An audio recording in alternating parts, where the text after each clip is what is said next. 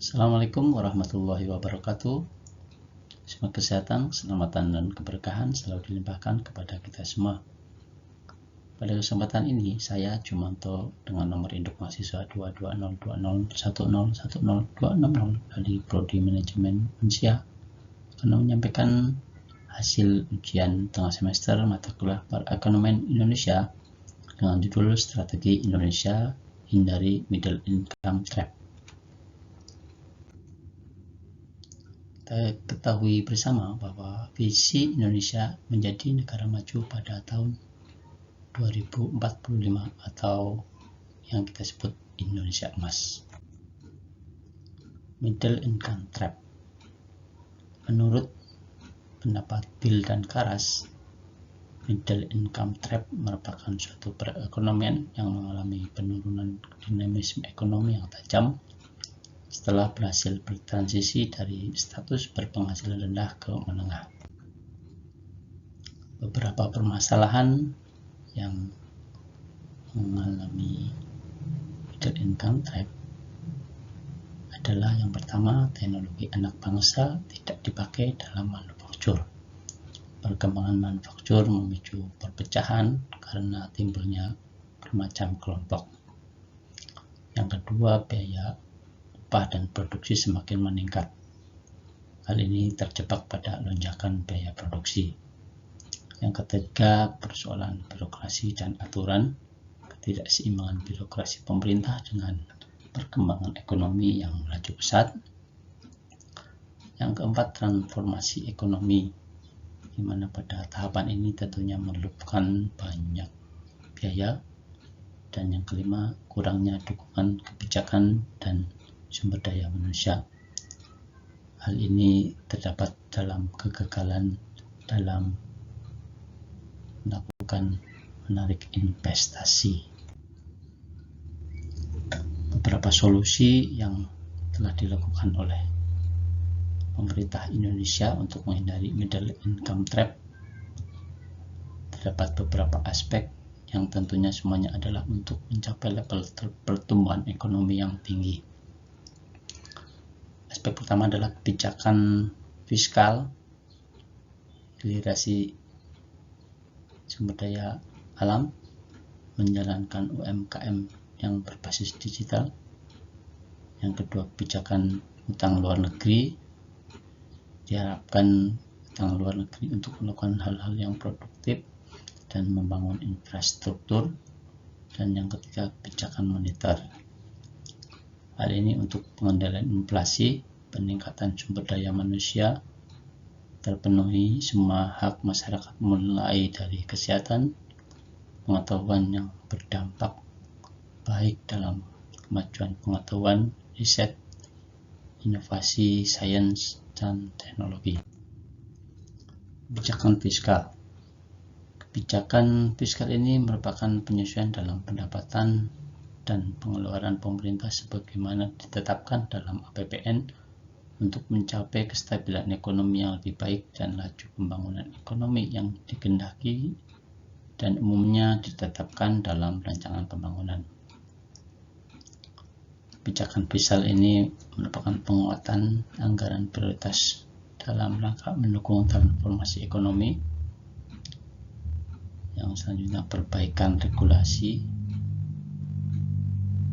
diterbitkannya Undang-Undang Cipta Kerja dan aturan lainnya. Dua hal tersebut adalah contoh dari kebijakan fiskal yang telah dilakukan oleh pemerintah Indonesia.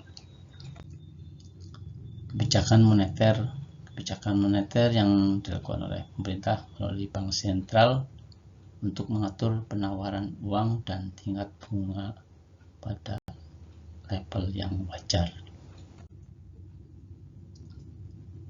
Tujuan dari kebijakan moneter ini mencakup 3 manajemen, yaitu yang pertama manajemen inflasi, pengangguran, dan pemeliharaan nilai tukar mata uang.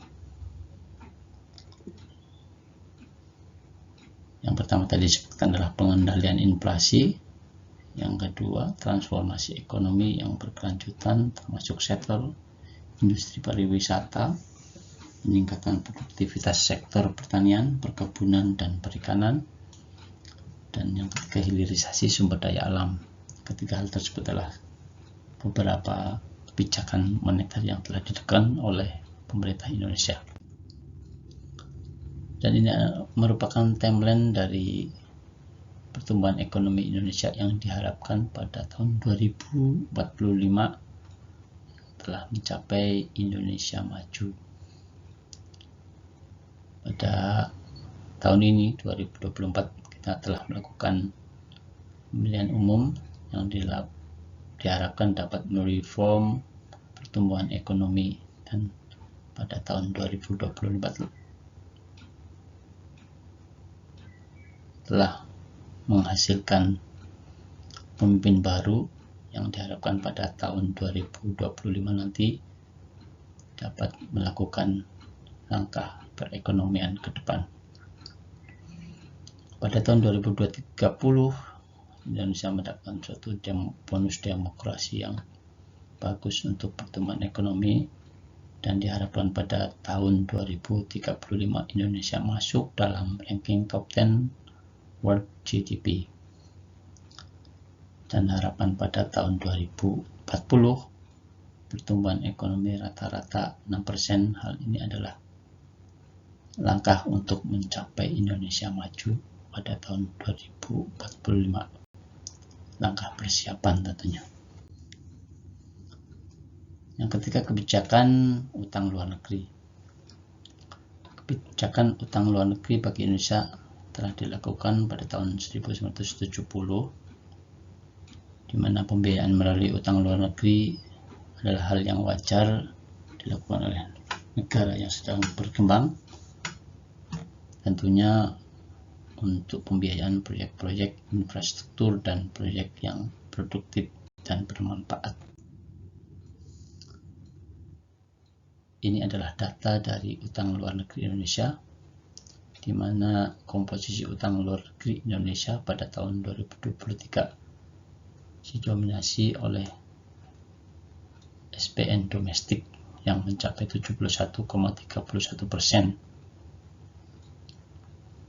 Dan kalau kita lihat bahwasanya peruntukan utang luar negeri Indonesia, yang teratas adalah jasa kesehatan sosial, yang kedua konstruksi. Kalau kita lihat bahwasanya kita telah mengalami pandemi COVID yang diawali dari akhir tahun 2019, dan alhamdulillah Indonesia telah berhasil untuk mengatasi hal tersebut.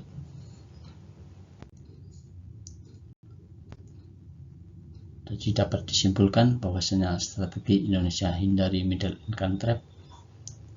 Indonesia yang pertama harus melakukan inovasi, yang kedua peningkatan produktivitas, dan diversifikasi ekonomi. Terima kasih, lebih kurangnya mohon maaf. Sekian dan Assalamualaikum warahmatullahi wabarakatuh.